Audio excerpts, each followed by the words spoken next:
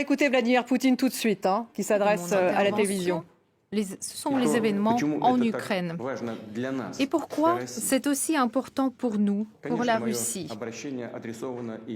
Bien sûr, je m'adresse aussi à nos compatriotes en Ukraine. Donc, je voudrais m'adresser à vous de manière très détaillée aujourd'hui et très sérieusement. La situation dans le Donbass est aujourd'hui au point critique. Et aujourd'hui, je m'adresse à vous directement pour donner une estimation de ce qui se passe, mais aussi pour vous informer des décisions que je veux prendre par la suite. Encore une fois, je voudrais répéter que l'Ukraine, ce n'est pas seulement notre voisin, mais c'est également une partie de notre histoire, de notre espace culturel. Ce sont nos proches, nos collègues, ce sont nos amis, mais ce sont aussi les gens de notre famille. Nous avons les liens de sang avec ces personnes. Depuis très longtemps, des habitants des territoires au sud-ouest faisaient partie du même peuple. C'était déjà à l'époque où ces territoires ont rejoint la Russie. Il y a des siècles. Donc tout le monde connaît cette histoire. Ce sont des faits connus par tout le monde. Mais pour comprendre ce qui se passe aujourd'hui, pour expliquer les motivations de la Russie, je pense qu'il faut parler quand même, revenir à l'historique de ce sujet. Tout d'abord, l'Ukraine moderne a été créée entièrement de toutes pièces par la Russie des bolcheviks, par la Russie communiste. Ce processus a commencé pratiquement tout de suite après la révolution de 1917. D'ailleurs, Lénine et ses compagnons l'ont fait de manière assez brutale vis-à-vis de la Russie, c'est-à-dire qu'ils ont séparé de la Russie, ils ont coupé une partie des territoires historiquement russes et des millions de personnes qui vivaient sur ces territoires n'ont pas pu exprimer leur avis. Ensuite, à la veille de la Grande Guerre patriotique et après la guerre patriotique, Staline a rajouté des terres qui appartenaient à la Pologne, à la Roumanie et la Hongrie. Et c'était en quelque sorte une compensation en donnant à la Pologne des parties des territoires allemands. Et ensuite, Khrushchev a pris aux Russes la Crimée et l'a donnée à l'Ukraine. Voilà comment s'est formé le territoire de l'Ukraine soviétique. Et maintenant, je devrais également vous parler de la période des tout débuts de l'existence de l'URSS. Et c'est très, très important de revenir à ces débuts, donc revenir bien en arrière. Depuis le coup d'État de 1917 et ensuite de la guerre civile, les bolcheviks ont commencé à bâtir un nouvel État. Et ils avaient d'ailleurs des dissensions assez sévères. En 1922, Staline était à la fois le secrétaire général de RKPB et aussi le commissaire du peuple des nationalités, a proposé l'autonomisation, c'est-à-dire qu'il a proposé aux républiques et aux régions autonomes une grande autonomie. Mais il y avait également d'autres voix, Lénine notamment, qui étaient très critiques vis-à-vis de cela. Donc, à l'époque, quand on construisait l'Union soviétique, ça a été déjà à la base. En 1922, on a créé l'URSS. Et après, à la mort de Lénine, dans la constitution de l'URSS, on a introduit cette question d'autonomie. Et on se pose beaucoup de questions. Et la question principale, pourquoi on l'a fait? Pourquoi il y avait besoin de répondre et de satisfaire ces ambitions nationalistes.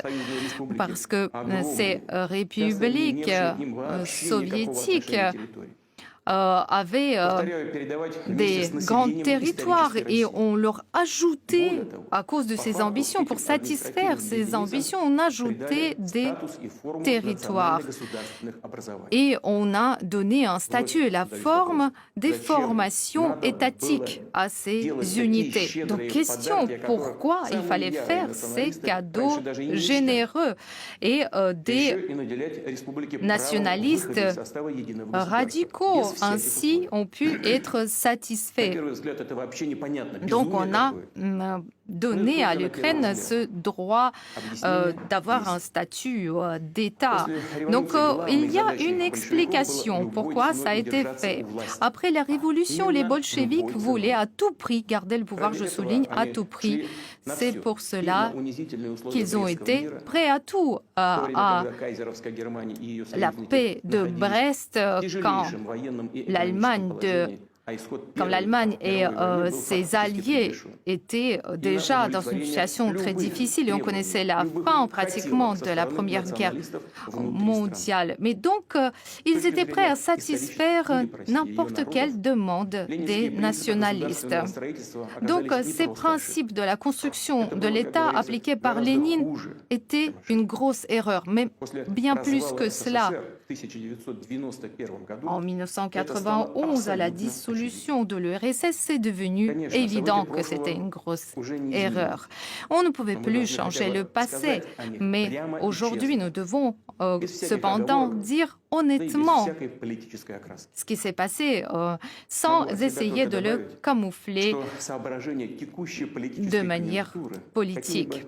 Et aujourd'hui, on peut dire que jamais on ne doit se fier justement à ces désirs et ambitions politiques du moment pour prendre des décisions aussi importantes. Je ne veux accuser personne. Évidemment, à cette époque, la situation était extrêmement complexe, critique. Mais aujourd'hui, je dois vous dire que ce sont des faits historiques, c'est comme cela que ça s'est passé. Et donc, suite à cette politique des bolcheviks, on a créé l'Ukraine soviétique. Donc, c'est l'Ukraine du nom de Vladimir Ilyich Lénine. C'est son auteur et c'est son architecte. Et c'est ça peut être démontré par les documents des archives. Et d'ailleurs, Lénine a donné des directions concrètes concernant le Donbass. Et aujourd'hui, les descendants reconnaissants ont construit des monuments à Lénine dans ces territoires. Donc c'était la décommunisation.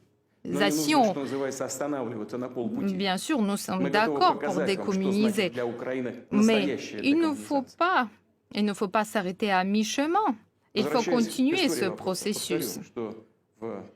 Mais je voudrais revenir encore une fois dans l'histoire. En 1922, donc dans l'espace de l'ancien empire russe, on a créé l'Union soviétique, l'URSS. Mais tout de suite, on a vu que c'était très complexe de gérer ce grand territoire, ce territoire amorphe. Et il n'y avait pas le lien avec les traditions. Donc ensuite, il y a eu l'époque de la terreur de Staline, la nationalisation, le système planifié de l'économie. Donc tout cela a mené au fait que les principes qui ont été déclarés de cette construction étatique n'ont pas pu fonctionner. C'est-à-dire que ces républiques n'ont pas pu avoir de vraie souveraineté. En pratique, ce qu'on a créé, c'est un système très centralisé, donc c'était un État unitaire. Staline a pratiquement réalisé sa vision et non pas la vision de Lénine de construction de l'État. Mais on n'a pas fait de modification à la Constitution. Et les principes qui ont été déclarés par Lénine n'ont pas été formellement démentis. Mais de toute façon, c'était un régime totalitaire, donc cela fonctionnait de toute façon. Et de l'extérieur, on avait une bonne image d'un pays démocratique. Mais quand même, il est à déplorer qu'on n'a pas pu purger toutes ces idées dans les bases juridiques. Ce sont des principes tout à fait fantaisistes. On n'a pas réfléchi à l'avenir, comme d'habitude. Les leaders du Parti communiste étaient persuadés qu'ils avaient réussi à fonder un système de gestion très solide. Ils ont pu régler la question des nationalités. Mais en ce qui concerne les falsifications et les mensonges, il y a toujours un prix à payer. Donc le nationalisme, ce mal, cette maladie a prospecté. Donc c'était une mine qui était posée. Et ensuite, c'est pour cela que l'URSS a échoué, a été démantelé. Donc, depuis les années 80, il y avait de plus en plus d'appétit des petites élites locales. Mais la direction du Parti communiste de l'URSS, au lieu de faire une analyse globale de l'économie, au lieu de transformer le système politique et l'État, ils ont continué à parler du principe de Lénine, de l'autodétermination nationale.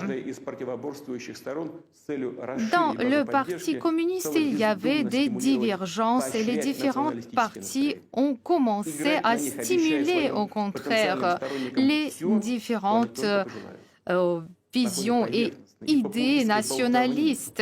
Donc c'était des paroles populistes qui parlaient de l'économie, du passage à l'économie du marché, mais personne qui était au pouvoir ne pensait aux conséquences tragiques de ces événements. Et ensuite, on a continué à suivre ce chemin de satisfaire les ambitions nationalistes de ces élites. Mais ils ont oublié qu'ils n'avaient plus des instruments pour garder le pouvoir, les instruments comme sous Staline, c'est-à-dire la terreur. Et puis, ils n'ont pas vu que le rôle du Parti communiste n'était plus le rôle du parti leader. Et voilà, en septembre 1989, lors de la plénière du Parti communiste, on a adopté la plateforme du KPSS, du Parti communiste de l'URSS. Je cite, les républiques de l'Union ont tous les droits des États souverains socialistes. Encore autre chose, les organes supérieurs de ces républiques peuvent aller à l'encontre des décisions du gouvernement de l'URSS. Et encore, chaque république de l'Union a la possibilité de donner la citoyenneté. Les citoyens de cette République ont la citoyenneté de cette République. Voilà les principes.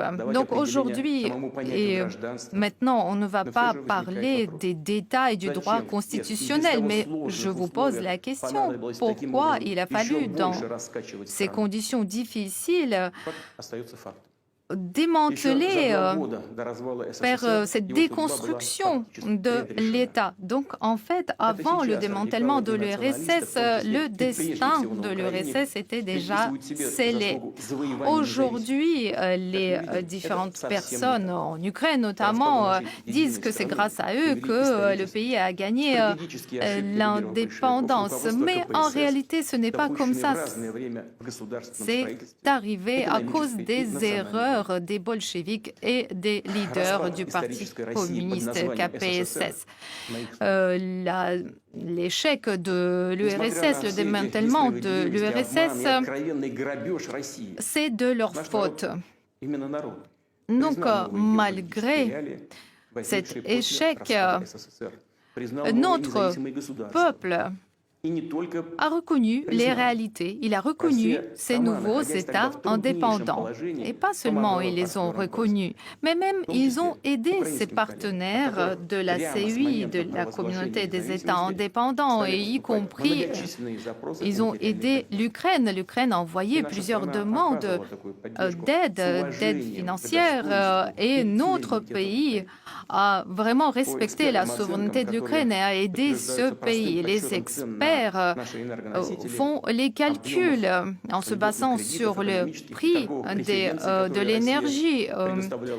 La Russie a donné des régimes préférentiels et depuis 1991 jusqu'en 2013, 250 milliards de dollars. Voilà le bénéfice que l'Ukraine a tiré de ces aides. Fin 1991, les dettes de l'URSS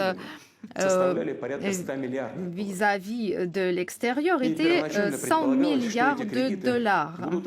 Et au début, il était question que toutes les républiques de l'ex-URSS, de manière solidaire et proportionnelle, allaient rembourser ces dettes. Cependant, la Russie a décidé de rendre cette dette internationale toute seule et entièrement. Elle a fini de le faire en 2017.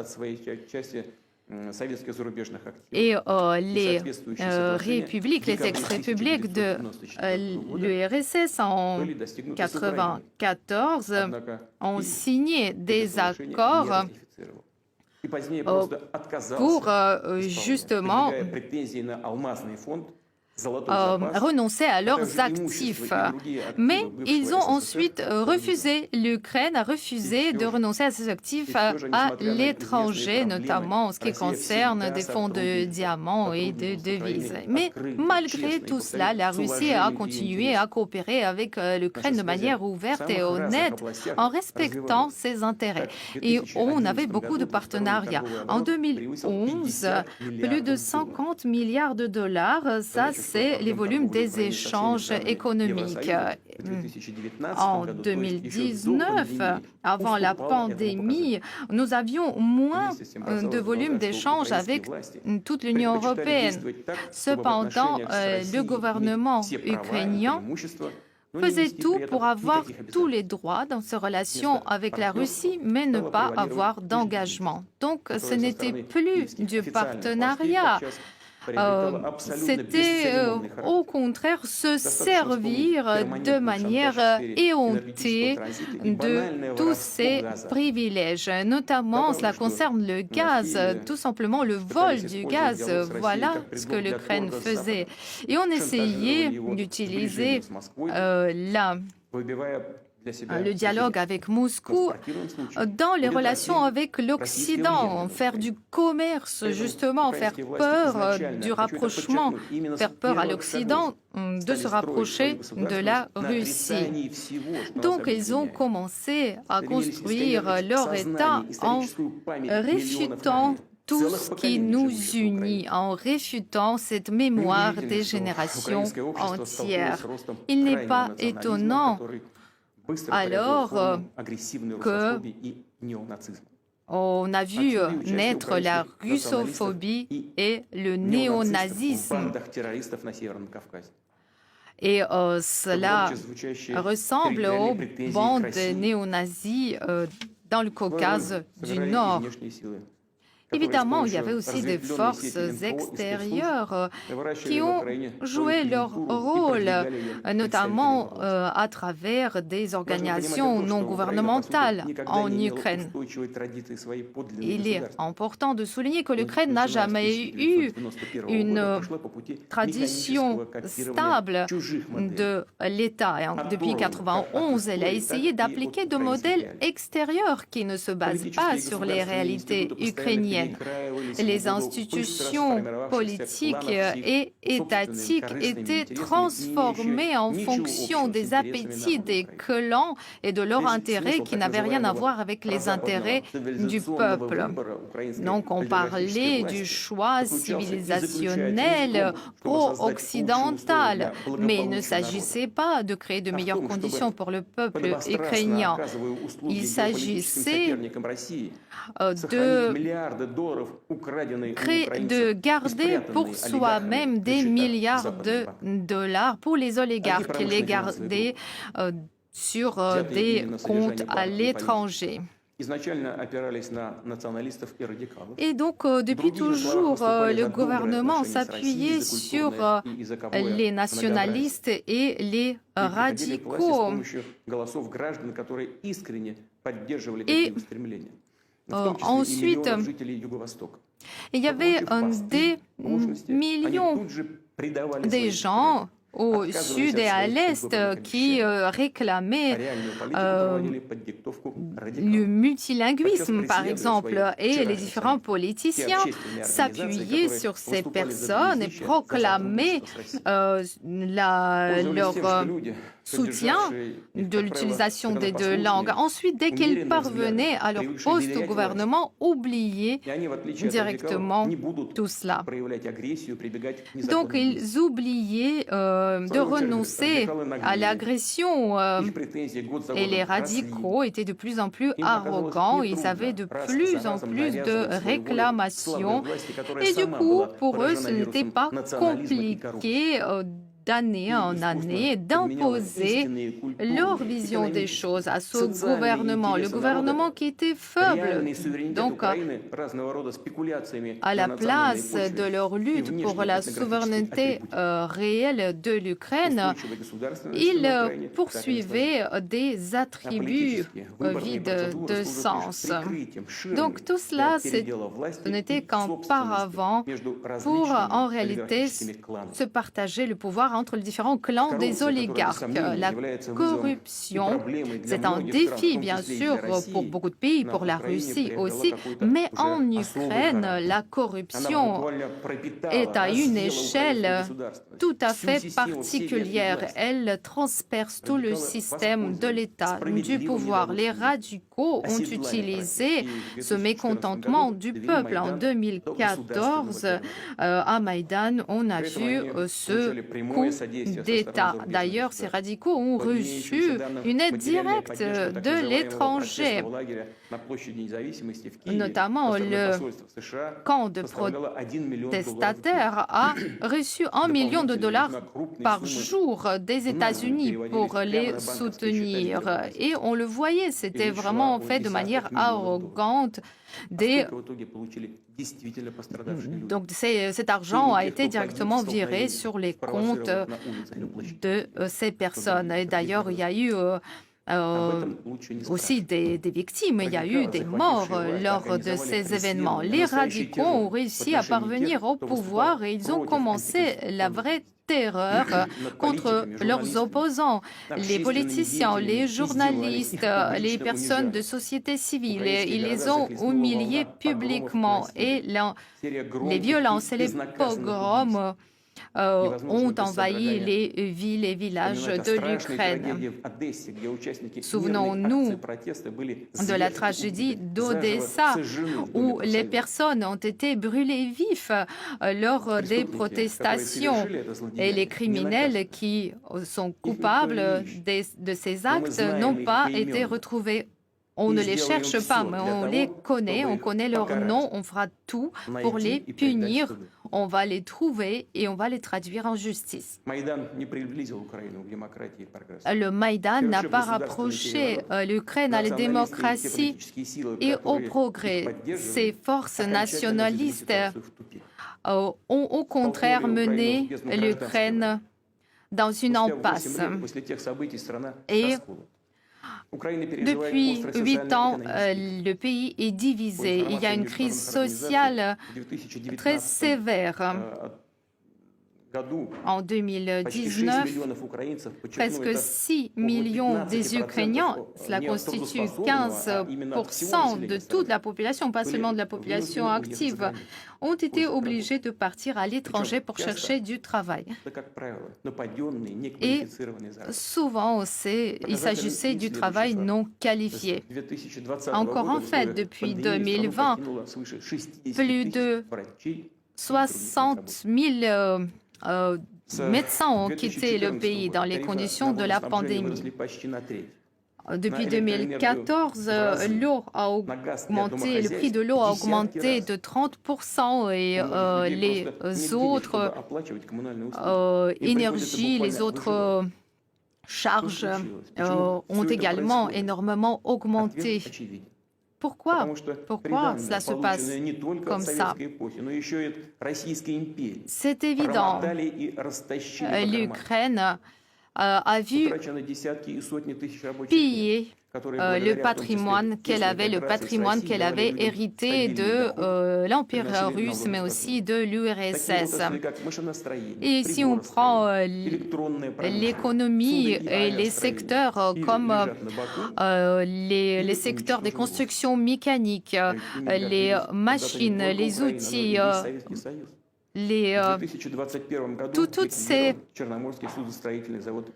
secteurs sont en déclin. En 2022, on a détruit l'usine de construction des bateaux Antonov. L'usine des avions n'a pas produit d'avions depuis des années. Ou Tiajmash, ainsi que Kremenchuk de l'acier, le combinat d'acier, sont en déclin. En ce qui concerne le système de transport de gaz, il est très obsolète, ce qui conduit à des risques énormes et à des dangers pour l'écologie. Donc, on voit la paupérisation. Est-ce que c'est ça le choix pro-occidental? Est-ce que c'est cela les promesses qu'on fait à la population depuis des années? Donc l'économie de l'Ukraine est en ruine. C'est un pillage de l'économie et de la richesse nationale.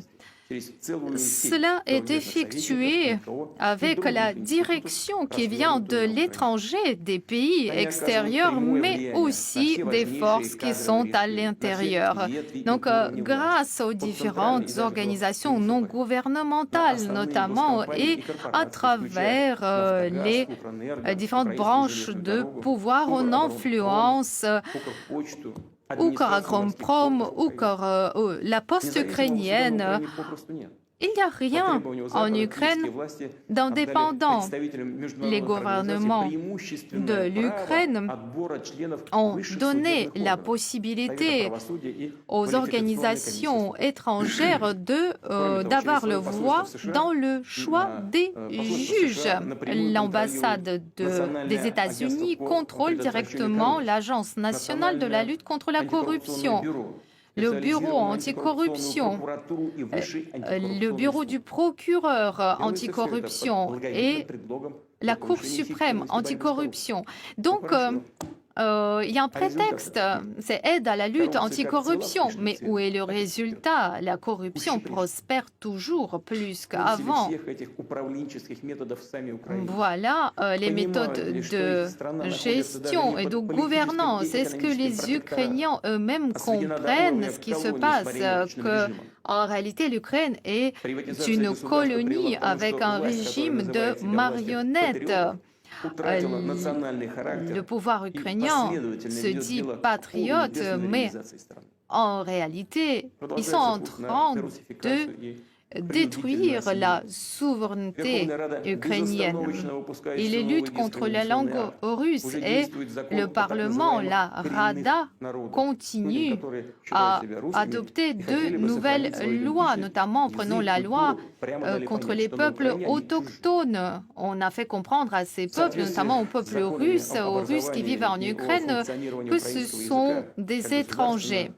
Ensuite, concernant la langue russe est exclue de la sphère publique, des écoles et même des magasins. Ensuite, les fonctionnaires sont poursuivis s'ils ne sont pas conformes aux règles. Les opposants sont poursuivis. Il n'y a pas de vraie liberté d'expression. On connaît les sanctions occidentales contre certains pays, mais les Ukrainiens ont surpassé leurs collègues occidentaux. Ils ont entrepris des persécutions de leur propre peuple.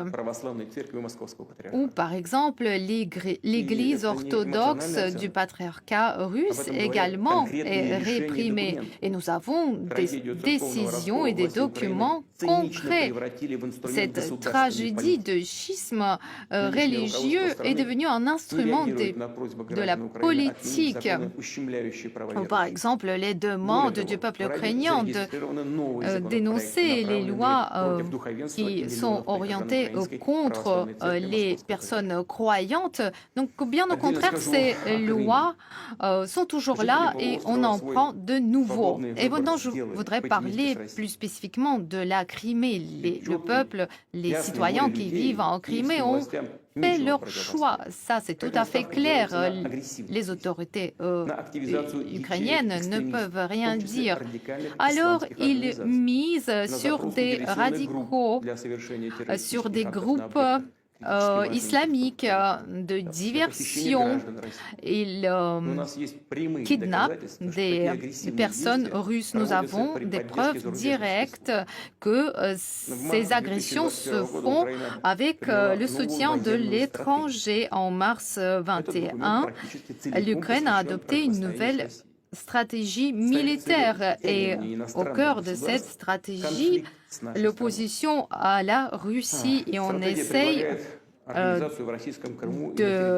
d'impliquer dans cette opposition des États étrangers. On parle de la guerre. Et d'ailleurs, on prévoit déjà l'issue de cette guerre qui devrait, avec l'aide de la communauté internationale, conduire à la victoire des Ukrainiens. Avec le soutien militaire de la communauté internationale dans l'opposition militaire avec la Russie. Voilà, ça c'est des mots qui sont dans la doctrine ukrainienne. Entendez-vous cela? Également, nous avons déjà entendu des déclarations ukrainiennes comme quoi l'Ukraine est prête à acquérir des armes nucléaires. Et ce n'est pas que des paroles vaines. L'Ukraine a un certain héritage de l'Union soviétique.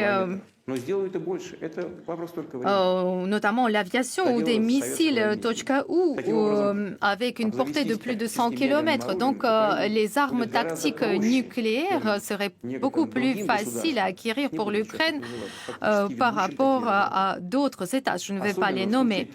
Et donc si en plus il y a un soutien de l'étranger, ce serait encore plus facile. Nous ne devons pas l'accepter et le permettre. Si l'Ukraine acquiert les armes de destruction massive, nos relations avec l'Ukraine changeraient totalement. nous ne pouvons pas ne pas réagir, surtout que nous comprenons bien que les parrains de l'étranger sont prêts à aider l'Ukraine. Nous voyons comment on n'arrête pas de pomper de nouvelles armes en Ukraine. Depuis 2014, les États-Unis ont employé des milliards de dollars en formant des spécialistes, en fournissant des armements. Et depuis quelques mois, il y a un flux ininterrompu devant les yeux de tout le monde des armes qui entrent en Ukraine. Nous savons que l'Ukraine a des conseillers étrangers. Nous savons également que sous prétexte des exercices militaires en Ukraine, il y a des troupes de l'OTAN qui sont présents sur le sol ukrainien. Donc, le commandement des différentes unités ukrainiennes peut être effectué directement de l'état-major de l'OTAN. Donc, ils ont commencé déjà à considérer l'Ukraine comme un théâtre depuis l'année dernière, il y avait des exercices militaires avec la partition de l'OTAN et il y a une loi ukrainienne qui prévoit la participation à des exercices militaires avec la participation des troupes étrangères. On comprend très bien qu'il s'agit de l'OTAN.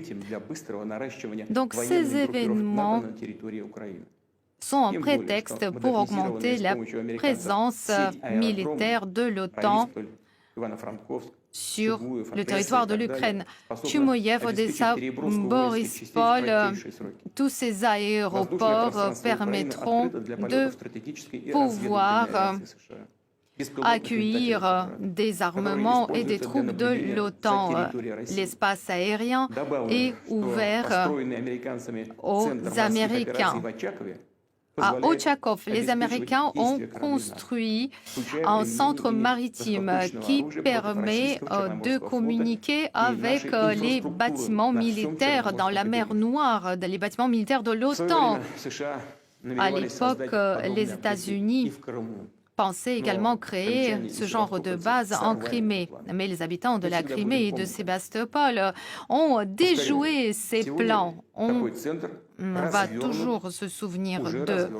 Mais aujourd'hui, à Ochakov, ce plan a déjà été mis en œuvre. Je voudrais vous rappeler, au XVIIIe siècle, les soldats de Souvorov ont combattu pour ce port et au XVIIIe siècle, ces terres ont reçu le nom de Novorossia suite à la guerre entre la Russie et la Turquie. Aujourd'hui, on essaie de l'oublier. On essaie d'oublier les noms de ces grands commandants militaires. Notamment à Poltava, récemment, on a démantelé le monument à Alexandre Souvorov. Qu'est-ce que je peux dire? Vous essayez de réécrire l'histoire. C'est votre histoire coloniale que vous essayez de rayer. Je voudrais rappeler également que la Constitution de 2017 ukrainienne interdit l'installation des bases militaires étrangères, mais on a trouvé une solution. Aujourd'hui, il y a des missions de l'OTAN sur le territoire ukrainien. On a juste changé de nom. À Kiev, on a confirmé le cap stratégique d'entrée dans l'OTAN. Bien sûr, chaque pays a le droit de décider de ses alliances, mais dans les différents textes internationaux, on parle du principe de la sécurité indivisible. On ne peut pas construire sa propre sécurité aux dépens de la sécurité des autres. Je voudrais citer la charte d'Istanbul de l'OSCE et également de la déclaration d'Astana de 2010. C'est écrit dans ces documents. Donc, la sécurité sécurité de certains États ne doit pas diminuer la sécurité des autres. Et je voudrais rappeler également qu'en 2018, il y a eu le sommet de Bucarest de l'OTAN et les États-Unis ont obtenu la décision que la Géorgie et l'Ukraine deviendront à terme des membres de l'OTAN. Évidemment, tout le monde comprenait les risques qui sont liés à cette décision, mais les autres pays n'ont pu rien dire face à l'hégémonie des États-Unis. Bien sûr, il y a beaucoup de membres de l'OTAN qui sont assez sceptiques concernant l'entrée de l'Ukraine à l'OTAN et les différentes capitales européennes nous disent cela, même les Américains eux-mêmes. Ça ne se passera pas demain, mais pour nous, que ça soit demain ou après-demain, cela ne change rien. Plus que cela, nous savons ce que les dirigeants des États-Unis ont dit. Ils ont dit que s'il y a même un conflit militaire actif sur le territoire ukrainien, si d'autres conditions sont réunies, cela n'empêchera pas l'Ukraine de rentrer dans l'OTAN. Et en même temps, on nous dit que l'OTAN est une alliance défensive et on nous propose de croire sur parole. Mais on connaît le prix de ces paroles. En 1990, quand on parlait de la réunification de l'Allemagne, les États-Unis ont promis à l'URSS qu'il n'y aura pas d'élargissement de la juridiction ou de l'OTAN vers l'Est. Donc la réunification de l'Allemagne ne conduira pas à l'élargissement de l'OTAN vers l'Est. On a beaucoup parlé, on nous a promis, c'était à l'oral, mais c'était tout. Donc ensuite, on nous a dit que l'élargissement de l'OTAN vers les pays de l'Europe de l'Est va au contraire les rassurer et améliorer les relations entre ces pays et la Russie. Mais évidemment, c'était bien le contraire. Ces pays, bien au contraire, ont utilisé leur russophobie et ont insisté pour augmenter le potentiel de l'OTAN dans les années 90, dans les années 2000. Ça se passait à l'époque où la Russie, au contraire, montrait par tous ses moyens, sa bonne volonté. Elle a rempli tous ses engagements. Elle a sorti ses unités militaires de l'Allemagne de l'Est et d'autres territoires. Et on a montré notre bonne volonté à coopérer, notamment au sein du Conseil Russie-OTAN. Et je veux dire quelque chose que je n'avais encore jamais dit publiquement. C'est la première fois que je l'ai dit. En l'an 2000, quand le président Bill Clinton, à la fin de son mandat, est venu avec la visite chez nous, je lui ai posé la question comment les États-Unis réagiront à l'idée que la Russie adhère à l'OTAN. Je ne veux pas vous dire exactement comment il a réagi. C'était une réaction modérée. Et donc on voit ensuite ce qui s'est passé. Ils ont soutenu les terroristes, bien au contraire. Donc, ils n'ont pas du tout écouté nos demandes, les demandes concernant le traité anti-missile, non-élargissement de l'OTAN, etc. On se pose vraiment la question, pourquoi faire tout cela? Vous ne voulez pas qu'on soit votre allié, mais pourquoi faire de nous votre ennemi? Mais il n'y a qu'une seule réponse. Ce n'est pas lié à notre régime politique. Tout simplement, ils ne veulent pas avoir un grand pays indépendant comme la Russie. C'est ça la réponse. C'est ça la source de la politique traditionnelle américaine envers la Russie. C'est pour cela qu'ils ont cette attitude concernant notre proposition, concernant la sécurité. Il suffit de regarder la carte pour voir comment les États-Unis ont rempli leur engagement de ne pas permettre l'élargissement de l'OTAN vers l'Est. Nous avons 5 vagues d'élargissement. La Pologne, la Tchéquie, la Hongrie en 99, ensuite la Bulgarie, l'Estonie, Slovaquie, Slovénie, Albanie, Croatie, la Macédoine du Nord et le Monténégro. Donc 5 vagues d'élargissement et l'OTAN est venu aux frontières de la Russie. Et voilà la source et l'explication de la crise de la sécurité. C'est-à-dire que la confiance mutuelle a été perdue et la situation continue à se dégrader, notamment dans la sphère stratégique en Roumanie et en Pologne, dans le cadre du système antimissile, on est en train de préparer le terrain pour les missiles. Donc on sait que ces installations peuvent être utilisées pour les missiles Tomahawk. Ce sont des armes offensives. Ensuite, le missile Standard 6. Ça, c'est un missile qui peut atteindre les cibles au sol et à la surface des mers. C'est-à-dire que les États-Unis acquièrent de nouvelles capacités offensives. Et nous avons des informations qui nous permettent de considérer que si que l'idée de l'adhésion de l'Ukraine à l'OTAN et du déploiement de tous ces systèmes, c'est une décision qui a déjà été prise. C'est juste une question de temps. Et bien sûr, les dangers pour la Russie augmentent énormément et surtout le danger d'un coup, d'une frappe inattendue. Et dans la doctrine militaire américaine, on sait très bien qu'il est possible d'avoir une frappe de prévention. Et qui est l'ennemi des États-Unis? C'est la Russie, on connaît bien. Et l'OTAN considère que la Russie est le principal danger.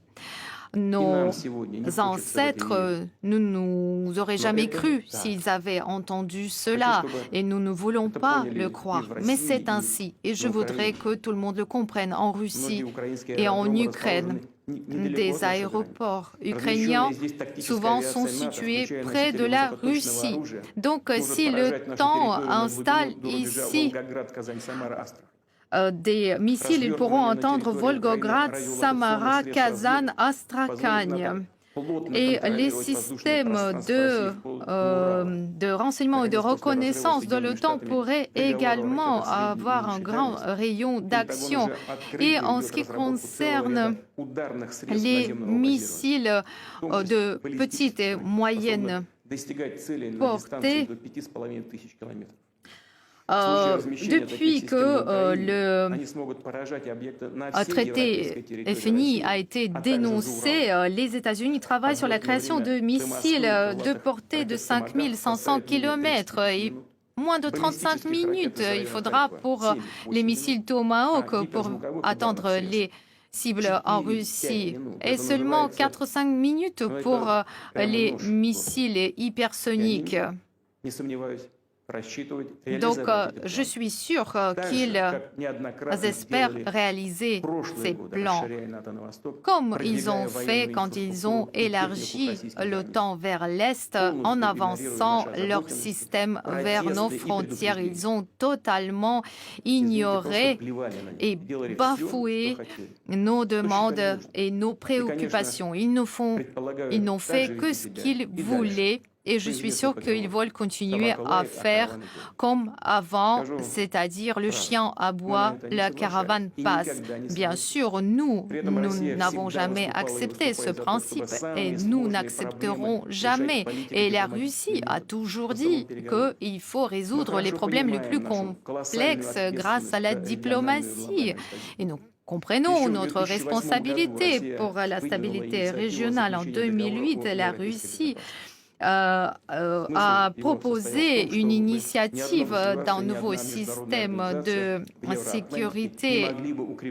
Nous avons proposé justement qu'aucun pays ne puisse augmenter sa sécurité au détriment de la sécurité des autres pays. Mais tout de suite, on a réfuté notre proposition parce qu'on nous a dit que la Russie ne peut pas limiter les activités de l'OTAN et que uniquement les membres de l'Alliance atlantique peuvent avoir des obligations juridiques. Nous avons également transmis en décembre dernier un projet de traité des garanties de sécurité. Qu'est-ce que les États-Unis nous ont répondu? Beaucoup de paroles vagues. Il y avait quelques paroles rationnelles, mais très peu. Ils ont essayé de diluer la discussion. Évidemment, nous avons réagi de manière appropriée. Nous avons dit que nous sommes prêts à poursuivre les discussions. Cependant, nous allons discuter tout cela sous forme d'un seul ensemble et il y a 3 points clés dans ce paquet de propositions. Un non-élargissement de l'OTAN, le renoncement de l'OTAN d'installer des systèmes offensifs et ensuite le retour à la posture de l'OTAN en 1997 quand a été signé l'acte fondateur Russie-OTAN. Donc ce sont des points de principe pour nous qui ont été totalement négligés par les États-Unis et l'OTAN.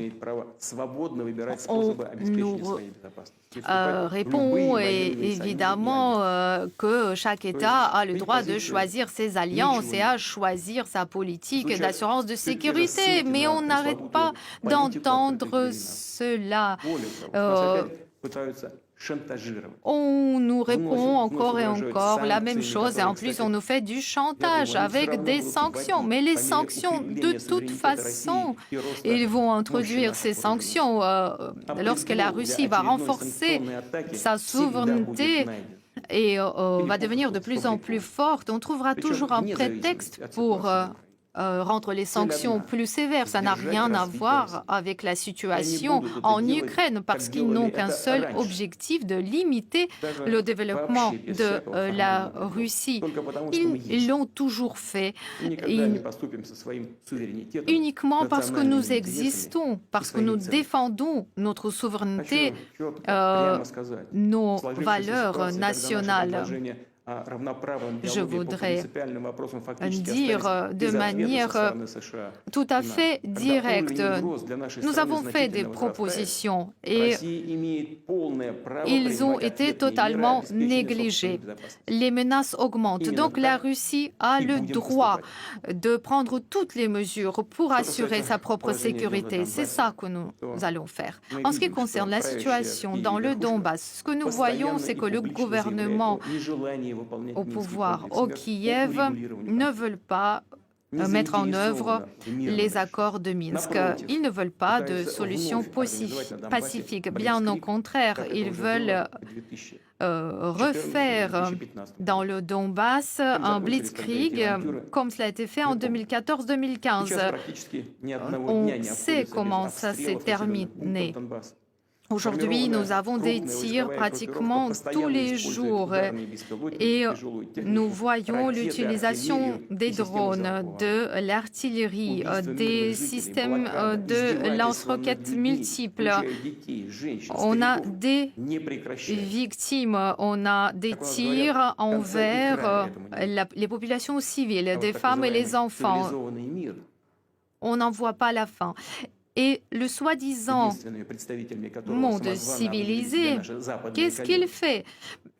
Nos collègues occidentaux pensent que c'est eux qui représentent le monde civilisé, mais ils préfèrent ne rien remarquer. Ils préfèrent fermer les yeux à tous ces horreurs, au génocide contre les 4 millions de personnes, uniquement parce que ces personnes n'ont pas accepté le coup d'État en Ukraine en 2014, qui a été soutenu par les pays occidentaux.